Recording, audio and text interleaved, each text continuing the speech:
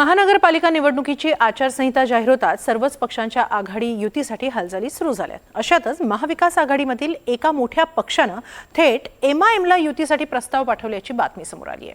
नेमका कोणत्या पक्षाने हा प्रस्ताव दिला आणि इम्तियाज जलील यांनी हा प्रस्ताव का फेटाळला, पाहूया एक रिपोर्ट। महाविकास आघाडीकडून एमआयएमला युतीचा प्रस्ताव, मुस्लिम मतांवर महाविकास आघाडीतील पक्षांची नजर, काँग्रेस की राष्ट्रवादी, कुणाला हवी एमआयएमची साथ? काय एका मोठ्या पक्षातून आम्हाला हे आलं होतं प्रस्ताव। महाविकास आघाडी स्वाभाविक आहे। बाकी दुसरं त्यांचं भारतीय जनता पार्टी, एकनाथ शिंदे, अजित पवार सोबतच आम्ही जाणारही नाही आहे।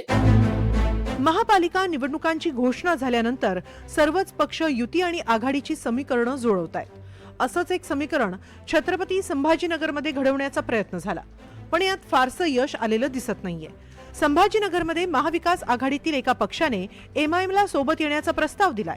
एमआयएमचे नेते इम्तियाज जलील यांनीच हा गौप्यस्फोट केलाय। काय एका मोठ्या पक्षातून आम्हाला हे आलं होतं प्रस्ताव, पण त्यांची जी मागणी होती, आमचे जे स्ट्रॉंग होल्ड सीट्स आहे जिथे आम्ही जिंकणारच, त्यापैकी त्यांना सीट्स पाहिजे होतं। मी म्हटलं नाही, तुम्हाला करायचंच असेल तर महाराष्ट्र लेवलवर तुमच्या नेत्यांना सांगा की डिक्लेअर करा की आम्ही एमआयएम सोबत जाणार आहे।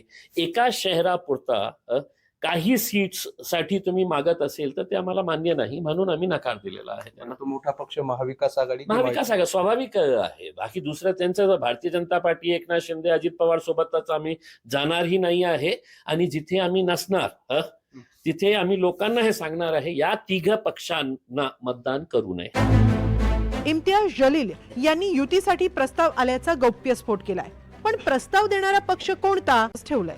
दरम्यान ठाकरे गटाच्या नेत्यांनी अशा प्रस्तावाबाबत स्पष्ट नकार दिलाय। एमआयएम सोबत युतीचा प्रश्नच येत नाही असं ठाकरे गटाच्या दोन प्रमुख नेत्यांनी सांगितलंय। आम्ही कधीही इम्तियाज जलील सारख्या एमआयएमच्या हिरव्या लोकांना त्या ठिकाणी महाविकास आघाडीमध्ये घ्यायचं नाही असं आम्ही ठरवलेलं आहे। काय घ्यायचं, आमच्याकडे नाही का, आमच्याकडे आहे चांगले। म्हणून जिथे जर पाहिलं तुम्हाला त्या ठिकाणी मी सांगतो की आत्ताही लोक त्या ठिकाणी आम्हाला ॲक्सेप्ट का करतात का आम्ही भगव्याचं म्हणजे हिंदुत्वाचं जोश आमच्यामध्ये आहे ते दाखवलं। एमआयएम पक्षाची एक विचारसरणी काही या सगळ्याच्याशी कुठेही ताळमेळ ठेवत नाही। एमआयएम जातीवादी पक्ष आहे, एमआयएमच्या सोबत जाण्याचा प्रश्नच येत नाही। एमआयएम म्हणजे काय, मुस्लिम मतांना काही एमआयएमनी स्वतःची जहागिरी समजू नये, बिलकुल समजू नये।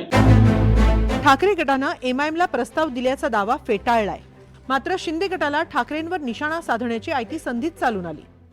देऊ शकतात ना मतासाठी। महाविकास आघाडीतला जो त्यांचा घटक पक्ष आहे तो इतका लाचार झालेला आहे की तो प्रत्येक माणसाशी बोलायला तयार आहे। तुमचं असलेलं मतदान आम्हाला कसं देता येईल त्याकडे त्यांचं लक्ष आहे। मग त्यासाठी हिंदुत्व गेलं तेल लावत, मराठी माणूस गेला खड्ड्यात, बाकी निजामशाहीचे कौतुक करणारे पोवडे गायला पुन्हा तयार करायला ही सुरुवात करतील।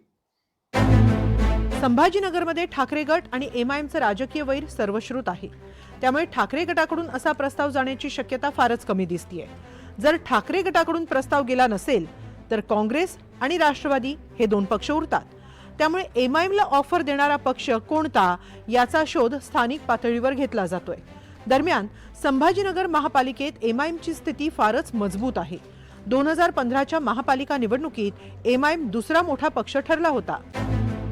2015 मधील पक्षीय बलाबल पाहिलं तर शिवसेनेचे 29 नगरसेवक, भाजपचे 23 नगरसेवक जिंकले आणि एमआयएमचे 24 नगरसेवक विजयी झाले होते।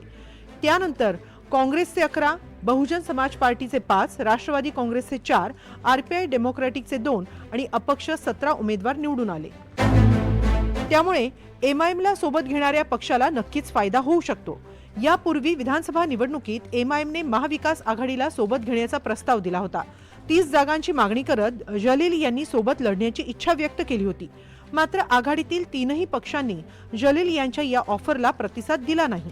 आता महाविकास आघाडीचा पक्ष जलील यांच्याकडे गेलाय, त्यामुळे राजकारणात कुणीच कोणाचा मित्र किंवा शत्रू नसतो आणि सोयीनुसार युती आणि आघाड्या कराव्या लागतात हे पुन्हा एकदा सिद्ध झालंय।